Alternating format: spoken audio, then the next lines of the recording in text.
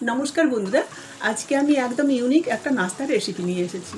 নাস্তাটা চিড়া দিয়ে তৈরি। এটা বানানো খুবই সহজ আর স্বাস্থ্যের জন্য ভীষণ উপকারী।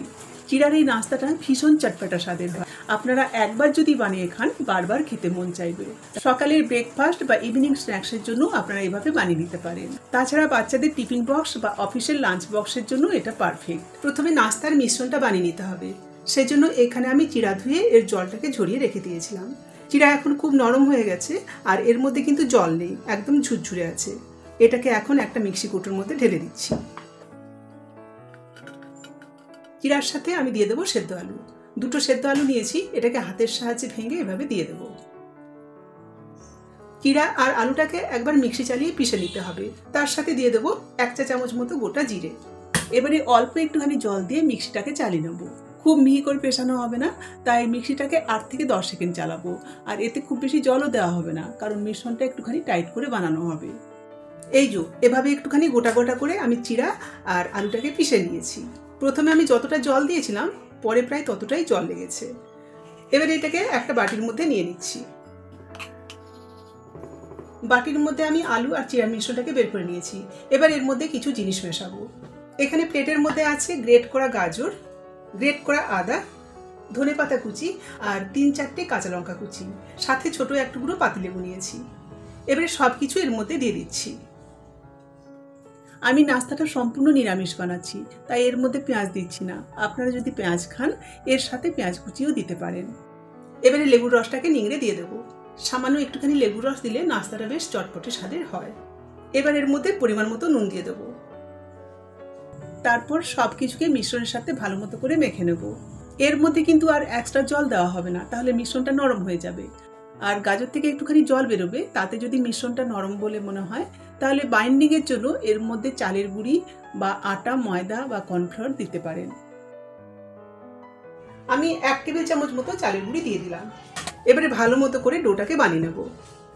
আমি আরও একটুখানি চালের গুঁড়ি দিয়ে এই জন্য মিশ্রণটাকে এভাবে টাইট করে বানিয়ে নিয়েছি। এই মিশ্রণটা কিন্তু হাতে এভাবে চটচট করে লাগে, সেজন্য কি করব, হাতের মধ্যে খানিকটা সাদা তেল দিয়ে এটাকে একটুখানি মসৃণ করে নেব। তেল দিয়ে এভাবে একটুখানি মসৃণ করে নিলে নাস্তাটা বানাতে সুবিধা হবে, হাতের মধ্যে চটচট করে লাগবে না। মসৃণ করে নেওয়ার পর এবার হাতে একটুখানি তেল লাগিয়ে খানিকটা মিশ্রণ কেটে নেব। খানিকটা মিশ্রণ কেটে এটাকে হাতের সাহায্যে গোল্লা করে নিতে হবে। হয়ে গেলে বুড়ো আঙুলটা মাঝখানে দিয়ে এভাবে এটাকে ফুটো করে নিতে হবে। এভাবে বানিয়ে নিতে হবে, এতে নাস্তাগুলো বিড়ি বড়ার মতো দেখতে লাগবে। আরও একটা আমি আপনাদের বানিয়ে দেখাচ্ছি। আপনারা নিজেদের পছন্দ মতো ছোট বড় যেরকম খুশি আকার দিতে পারেন। ভালো করে গোল্লা করে নিয়ে মাঝখানে বুড়ো আঙুল দিয়ে চেপে দিলেই এটা বিড়ি বড়ার মতো আকার চলে আসবে।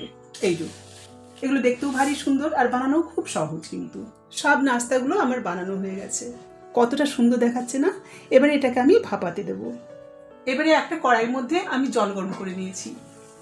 জলের মধ্যে একটা স্ট্যান্ডও বসিয়ে দিয়েছিলাম। এখন এর মধ্যে এরকম একটা স্ট্যানার দিয়ে দেবো। এই স্ট্যানারের মধ্যে খানিকটা তেল লাগিয়ে নিয়েছি, যাতে নাস্তাগুলো চিটে না যায়। এখন এটাকে বসিয়ে ওপর থেকে নাস্তাগুলো সাজিয়ে দেব। বাকি নাস্তাগুলোকে আমি এভাবে ওপরে ওপরে বসিয়ে দিচ্ছি। একটু তাপ লেগে গেলেই নাস্তাগুলো টেনে যাবে। এটা একটার সাথে একটা চিটার ভয় নেই। সব নাস্তার মধ্যে যাতে ভাপটা লাগে সেই হিসেবে নাস্তাগুলো বসিয়ে দিতে হবে। এবারে ওপর থেকে আমি একটা গামলা বসিয়ে দিলাম, যাতে ভাপটা পুরো ভেতরেই থাকে। আর এটাকে এভাবে 5 থেকে 7 মিনিট মতো ভাপ দেবো, তাহলেই হবে। 5 মিনিট পর ঢাকনাটা খুলে সম্পূর্ণ ঠান্ডা করে নেব, তারপরে এটাকে নামাবো। এবারে আমি গ্যাসের মধ্যে একটা প্যান বসিয়ে এর মধ্যে খানিকটা তেল দিয়ে দেবো। তেলটা গরম হতে থাক, এর মাঝে আমি আপনাদের নাস্তাগুলো দেখাচ্ছি। এই যে নাস্তাগুলো এখন সম্পূর্ণ ঠান্ডা হয়ে গেছে। ঠান্ডা হওয়ার পর এগুলো কিন্তু খুব সহজেই ছেড়ে যায় আর একদম চিটবে না। এবারে আমি তেলের মধ্যে গোটা সর্ষে দিয়ে দিচ্ছি। তার সাথে 2টো শুকনো লঙ্কা দেবো। লঙ্কাগুলোকে ছিঁড়ে টুকরো টুকরো করে দিয়ে দিচ্ছি। আর দেবো কারি পাতা। তেলের মধ্যে ফোড়নটাকে খানিকক্ষণ নেড়েই এর মধ্যে আমি টমেটো কেচাপ দিয়ে দেবো। কাপের মধ্যে খানিকটা জল দিয়ে গুলিয়ে দিয়ে দেবো।